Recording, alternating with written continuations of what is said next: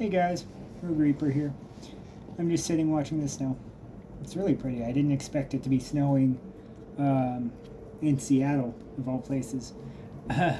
So I'm sitting here and I'm thinking, like, about me and Coda. At first, I I knew this is what I wanted, but I wasn't certain. But as the weeks go by, I'm like, I am certain. I am certain that this is what needs to happen because I can focus on me. I can focus on my therapy. I can focus on my mental health, my workouts. I can focus on taking care of just me. I don't have to worry about if he's okay because I know he's okay. And if he's not, I ask. And I always ask him if he's okay. We were talking today about some stuff going on in the world and just in general. And he said, we may not be together romantically, but I'll always love you. He said, I'll always take care of you, and if you let me, he doesn't mind being the breadwinner. He wants me to do my dream job, and what that is social media. I'm good at it. I'm good on camera, right? I'm good with my gaming. I just need stronger power. That's all. And so he's willing to do what it takes to help me out. Like, when we split up, he could have been like, all right, now that we're not together, get out. But he didn't do that. I have a roof over my head. It may be a little awkward because we share a bed still, but we're going to get twin-size beds. There's no room for 2 full-size beds because we're in a studio.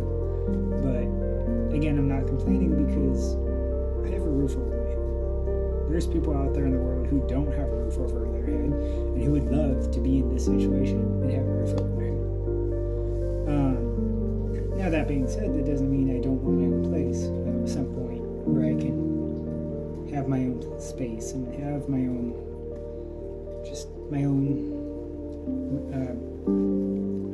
I guess, not even, it doesn't even, I don't even want just a house, I guess. Not until I'm better off financially, just my own abode, my own place to call home, somewhere where my mom and dad can come visit and hang out and whatever.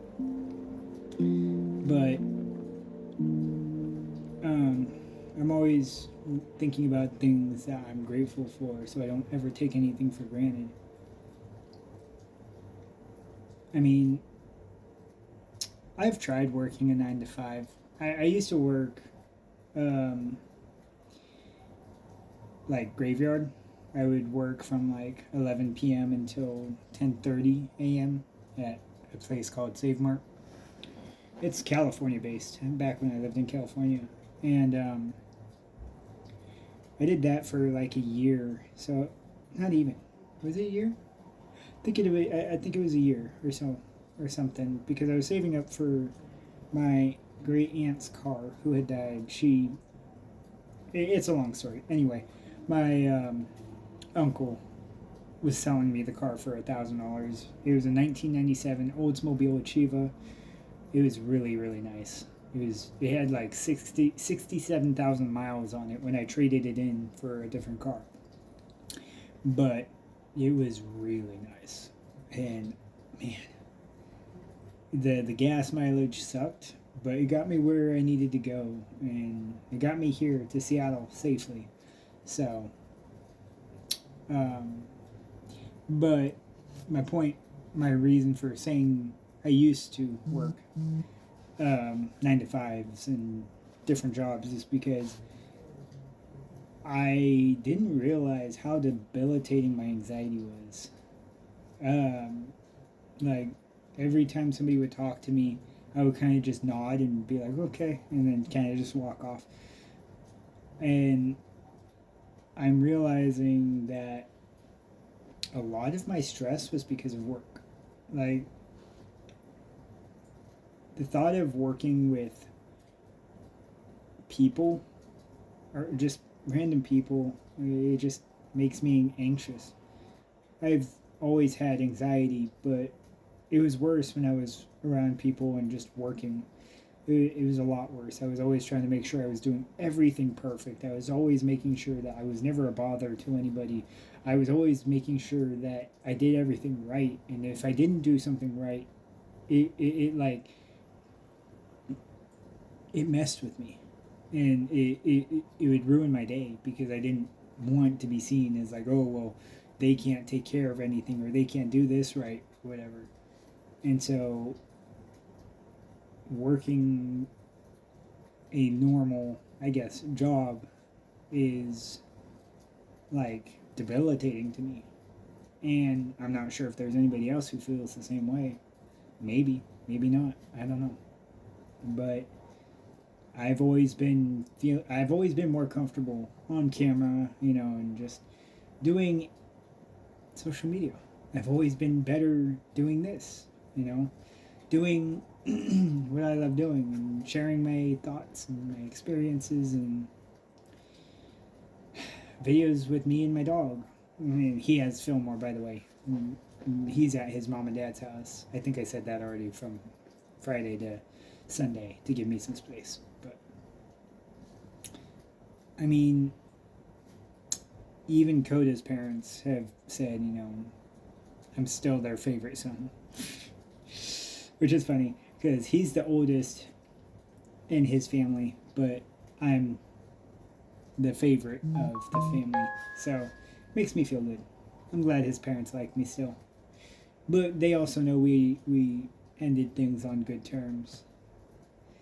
And I know I'm jumping all over the place. I'm tired, and I'm like in my zen because the snow is like really, really relaxing. I'm probably gonna fall asleep in this chair, honestly. It was like $20 at a thrift store or something that Coda got, and it's really comfy. I'm just like nodding off. But yeah, no, I'm just thinking about all the things I'm grateful for. Grateful that he's willing to keep me here. Um, I'm grateful that he's willing to work so hard to help me stay afloat so that I can make my dreams happen.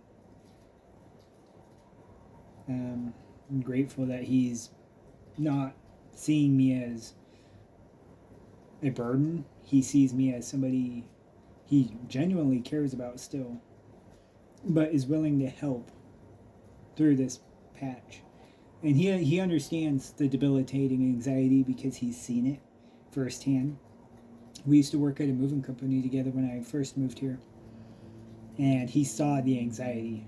Like, there would be times where somebody would talk to me and I would just like freeze up, and it's not on purpose. It just happens. I can't control it, and so, or I would start like talking really, really fast, and he was just like kind of watching me. And that's why we kind of, on top of that, there was other issues that on the employer's end, we had this app where we would accept shifts, right?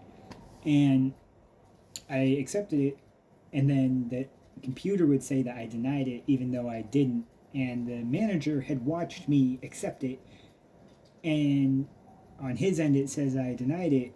And so he was calling me a liar, saying that I didn't want shifts even though I needed the money. Why would I deny shifts if I needed money? And so Coda quit for both of us that day, and we started DoorDash, and that really helped my anxiety because I was just able to focus on driving. Driving makes me happy, right? So we did that, and that really, really helped. But I don't know. I'm just grateful, I guess. Never take anything for granted in life. Ever. We came close to losing our apartment, our old place, once or twice, our car, and it really showed me that you can lose everything in the blink of an eye if you're not careful. I think that experience alone made me more and more grateful for everything I have than I have ever felt in my entire life. Have a good day, guys.